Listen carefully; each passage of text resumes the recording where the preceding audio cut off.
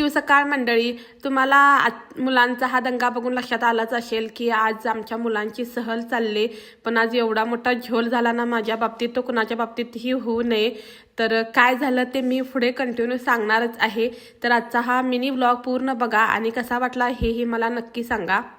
सकाळी पृथ्वीची सहल जाणार होती, त्यासाठी मी थोडी खरेदी करायला आमच्या वेशीतल्या दुकानमध्ये जाऊन आले. त्यानंतर ही लाल परी दिसली, ही गाडी डायरेक्ट आमच्या गावी जाते, त्यामुळे थोडीशी तिकडचीही आठवण आली. पृथ्वी आणि मी पाणीपुरीच्या गाड्याजवळ गेलेलो. मग काय पाणीपुरी खायचं सोडतोय होय, अशी मस्त पाणीपुरी खाल्ली आणि पृथ्वीला पुलाव करून द्यायचा होता, त्यासाठी सगळ्या भाज्याही खरेदी केल्या.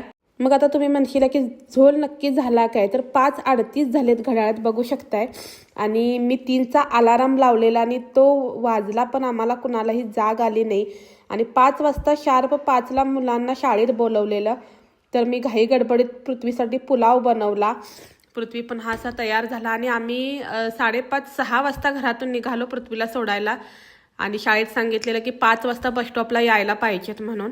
तर मग आम्ही तयार होऊन आवरून सगळं शाळेमध्ये आलो. शाळेमधली मुलं सगळी आलेली आणि तयार होऊन, आणि आम्ही लेट आलो तरी पण बस आल्या नव्हत्या आणि एक बस यायला लेट झालेली, त्यामुळं आम्हाला पण चान्स मिळाला. पण असं कुणाच्या बाबतीत व्हायला नको पाहिजे की 3चा अलाराम लावलोय आणि मी 5ला जायच्या टायमिंगला उठलेलो. तर खरंच खूप बेकार अवस्था झालेली. तर ह्या मुली मला बघून अशा पोज पण देत होत्या, रील्स काढणाऱ्या आंटी आंटी म्हणून.